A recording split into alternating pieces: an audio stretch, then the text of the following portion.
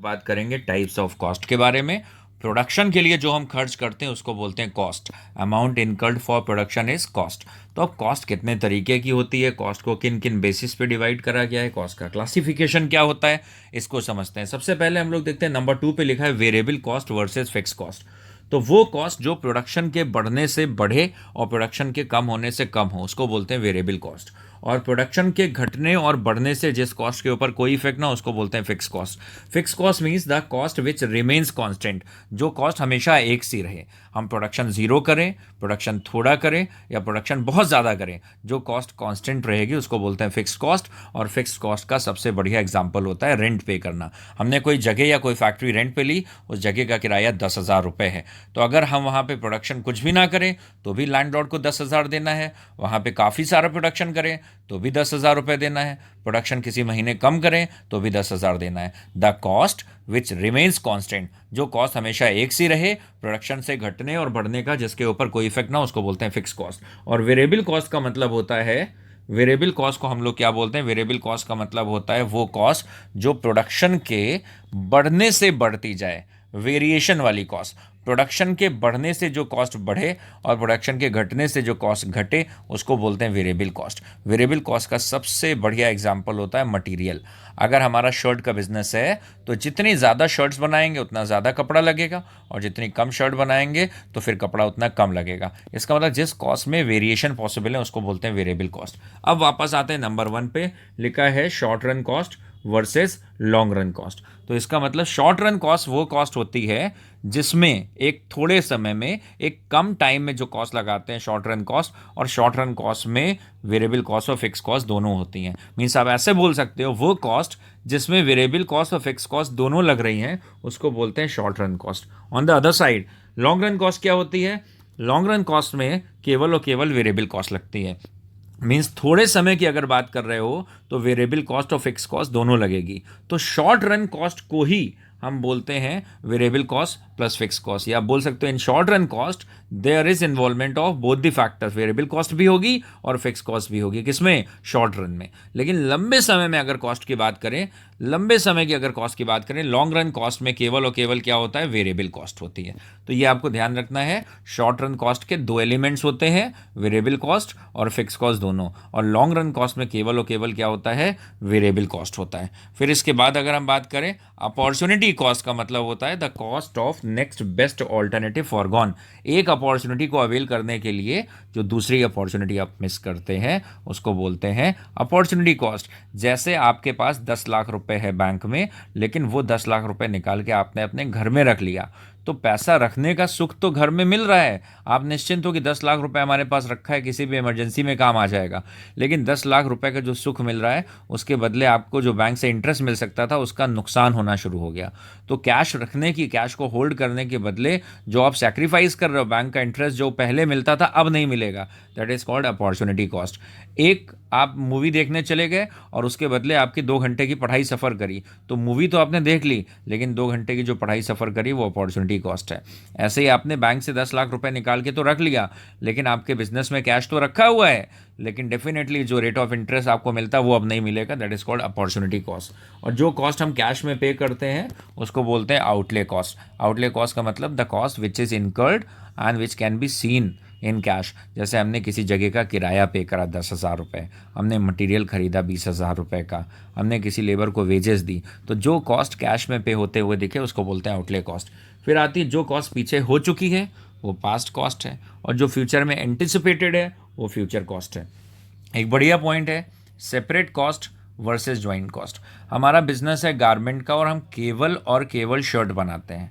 अब हमने जो भी कपड़ा खरीदा है वो पक्का है सेपरेट कॉस्ट है, because that is bought for manufacturing shirts. लेकिन हमारा बिजनेस है गारमेंट्स का, हमारा बिजनेस है टेक्सटाइल का, हम शर्ट भी बनाते हैं और बेडशीट भी बनाते हैं, और हमने एक ही कपड़ा खरीदा है। अब वही फैब्रिक यूज़ करा जाएगा शर्ट बनाने के लिए, वही फैब्रिक यूज़ करा जाएगा बेडशीट बनाने के लिए। अब जो कपड़ा खरीदा है वो जॉइंट कॉस्ट है। तो वो कॉस्ट जो एग्जैक्टली किसी एक पर्पस के लिए ही एलोकेट करी जाएगी वो सेपरेट कॉस्ट है, और वो कॉस्ट जिससे आगे चल के दो या दो से ज़्यादा प्रोडक्ट बनेंगे उसको बोलते हैं जॉइंट कॉस्ट। इसके अलावा अगर हम बात करें तो आउट ऑफ पॉकेट कॉस्ट, ये लगभग वही है जो आउटले कॉस्ट पड़ गया है। जो कॉस्ट हम कैश में पे करते हैं उसको हम बोलते हैं out of pocket cost.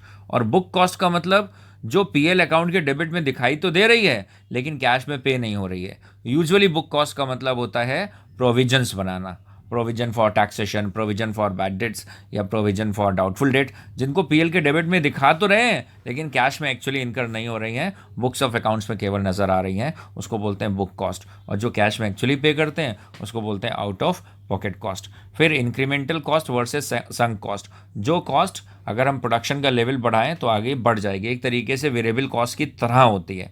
Production का लेवल बढ़ाएंगे तो ये कॉस्ट हमें फिर नए सिरे से लगानी पड़ेगी, उसको बोलते हैं इंक्रीमेंटल कॉस्ट। और संक कॉस्ट का मतलब है वो कॉस्ट जो पीछे पिछले ज़माने में कभी हो चुकी है लेकिन अब आगे ये फिलहाल बढ़ने वाली नहीं है, और अब आगे हमारे डिसीजन लेते समय ये बहुत इंपॉर्टेंट भी नहीं है। वो पास्ट कॉस्ट, वो पुराने ज़माने की कॉस्ट जो कभी इनकर हो चुकी है लेकिन अब ये आगे और फर्दर इंक्रीज नहीं होगी, और इसको डिसीजन लेते समय हमें ध्यान रखने की ज़रूरत नहीं है। लेकिन इंक्रीमेंटल कॉस्ट, जैसे हमारा शर्ट बनाने की फैक्ट्री है, उसके लिए हमने 30 साल पहले एक बिल्डिंग खरीद ली थी और वो बढ़िया बिल्डिंग है, सफिशिएंट है, आज की डेट में भी हमारा वहाँ पे प्रोडक्शन आसानी से चल रहा है। तो वो बिल्डिंग 30 साल पहले हमने खरीद ली थी, आज हमें इसी फैक्ट्री में काम करना है और हमें फर्दर फैक्ट्री की ज़रूरत नहीं है। तो अब ये बिल्डिंग की कॉस्ट 30 लाख रुपए है या बिल्डिंग की कॉस्ट 3 करोड़ रुपए, फिलहाल वो हमारे डिसीजन लेने के लिए इंपॉर्टेंट नहीं है, क्योंकि वो कॉस्ट एक बार लग गई है और अभी फ़िलहाल वो बढ़ने वाली भी नहीं है, क्योंकि हमें और अभी बिल्डिंग की ज़रूरत नहीं है। तो इसको हम बोलते हैं संक कॉस्ट। इंक्रीमेंटल कॉस्ट का मतलब क्या होता है? इंक्रीमेंटल कॉस्ट का मतलब होता है वो कॉस्ट जो बढ़ेगी, तो हमें उसको ध्यान रखना। जो कॉस्ट अभी प्रोडक्शन के चलते हाल फिलहाल में बढ़ने वाली है उसको बोलते हैं इंक्रीमेंटल कॉस्ट। नाम से क्लियर हो रहा है जो कॉस्ट आगे चल के इंक्रीज हो सकती है। स्केपेबल कॉस्ट, जिस कॉस्ट से बचा जा सकता है, जिसको अवॉइड करा जा सकता है, इसको अवॉइडेबल कॉस्ट भी बोल सकते हैं। अक्सर ऐसा अपॉर्चुनिटी होती है कि हमारे पास ऑप्शन है कि हम चाहें तो बिजनेस को बढ़ा लें या ये हमें खर्चा देना है, या अभी हम चाहें थोड़े दिन के लिए इसको अवॉइड कर सकते हैं। तो जिस कॉस्ट से आप बच सकते हैं उसको बोलते हैं स्केपेबल कॉस्ट। और जो कॉस्ट देनी ही देनी है, जैसे कोई पेनल्टी लग जाए, कोई फाइन लग जाए, या कोई ऐसी कॉस्ट है जो आपने कमिटमेंट कर रखा है देना ही देना है, उसको बोलते हैं अनअवॉइडेबल कॉस्ट। ऐसे ही on the basis of control, control के बेसिस पर जिन कॉस्ट को नियंत्रित करा जा सकता है, जिन कॉस्ट को रोका जा सकता है, जिन कॉस्ट को कम करा जा सकता है, लिमिट करा जा सकता है, कंट्रोलेबल कॉस्ट। अब कोविड के दौरान बहुत सारी ऐसी कॉस्ट है, मैन्युफैक्चरिंग यूनिट ऐसी हैं, बहुत सारे बिजनेस हाउसेज ऐसे हैं जिन्होंने अपने प्रोडक्शन की कुछ कॉस्ट को कम कर लिया है, तो वो कंट्रोलेबल है, लेकिन फिर भी उनको मिनिमम कुछ ना कुछ खर्चे पे करने पड़ रहे हैं, वो नॉन कंट्रोलेबल कॉस्ट है। जैसे कोविड के दौरान कोई भी फैक्ट्री है तो उसका इलेक्ट्रिसिटी बिल तो उसको देना ही देना है, तो उसको रोक नहीं सकती है, तो वो क्या है, नॉन कंट्रोलेबल है। लेकिन कोई कॉस्ट ऐसी है, 10 एम्प्लॉयज़ हैं, उसमें नाइट शिफ्ट वालों को फिलहाल ऑफ कर दिया, तो वो कंट्रोलेबल कॉस्ट है। फिर आता है replacement cost versus historical cost. तो पहले हिस्टोरिकल कॉस्ट को समझ लेते हैं। जैसे आपने बिल्डिंग खरीदी थी 10 साल पहले, और मान लो आपने कोई बिल्डिंग खरीदी थी पुराने ज़माने में 50 लाख रुपए की, तो किसी भी प्रोडक्ट की, किसी भी एसेट की जो ओरिजिनल कॉस्ट होती है उसको बोलते हैं हिस्टोरिकल कॉस्ट। तो 10-12 साल पहले आपने एक बिल्डिंग खरीदी थी 50 लाख की, वो हिस्टोरिकल कॉस्ट हो गई। आपने 10 साल पहले एक पंखा खरीदा था 600 रुपये का, वो उसकी एक्चुअल कॉस्ट या हिस्टोरिकल कॉस्ट है। लेकिन आज वो पंखा अचानक से ख़राब हो गया और एक नया फ़ैन लगवाने के लिए अब 600 रुपये नहीं, अब वो फ़ैन आ रहा है 1300 रुपये का, तो इसका मतलब है, इसको बोलते हैं रिप्लेसमेंट कॉस्ट। किसी पुरानी एसेट को उस समय जितने में ख़रीदा था वो अलग बात है, लेकिन आज उस एसेट को रिप्लेस करते समय जो हमें खर्च करना पड़ेगा, that is called replacement cost. फिर अर्जेंट कॉस्ट वर्सेस पोस्टपोनेबल कॉस्ट। यहाँ भी वही बात आ गई, वो कॉस्ट जो आपको मैनेज करके पे करनी ही करनी है वो अर्जेंट कॉस्ट है, और जिस कॉस्ट को थोड़े दिन के लिए फ्यूचर में डिफ़र कर सकते हैं, फ्यूचर के लिए पोस्टपोन कर सकते हैं, उसको बोलते हैं पोस्टपोनेबल कॉस्ट। फिलहाल कॉस्ट का मतलब क्या हो गया, amount incurred for production. Production के लिए हम जो भी खर्च करते हैं उसको हम बोलते हैं कॉस्ट। प्रोडक्शन के लिए जिन रिसोर्सेज या पैसे को खर्च करते हैं उसको हम बोलते हैं कॉस्ट। और कॉस्ट में अगर हम बोलें तो मेनली 2 एलिमेंट होते हैं, फिक्स कॉस्ट और वेरिएबल कॉस्ट। प्रोडक्शन के बढ़ने से जो कॉस्ट बढ़ती जाए वो वेरिएबल कॉस्ट है, प्रोडक्शन के बढ़ने या घटने से जिस कॉस्ट के ऊपर कोई फर्क ना पड़े वो फिक्स कॉस्ट है। और टोटल कॉस्ट को हम बोलते हैं total cost equal to fix cost plus variable cost. Fix cost और वेरिएबल कॉस्ट को जोड़ देंगे तो आ जाएगा टोटल कॉस्ट। फिक्स कॉस्ट को डिवाइड कर देंगे नंबर ऑफ यूनिट से तो average fix cost. Variable cost को डिवाइड कर देंगे नंबर ऑफ यूनिट प्रोड्यूस से तो average variable cost. Total cost को डिवाइड कर देंगे आउटपुट से तो एवरेज टोटल कॉस्ट। फिर एक और टर्म आता है मार्जिनल कॉस्ट। मार्जिनल कॉस्ट का मतलब होता है the increase in total cost because of production of an extra unit.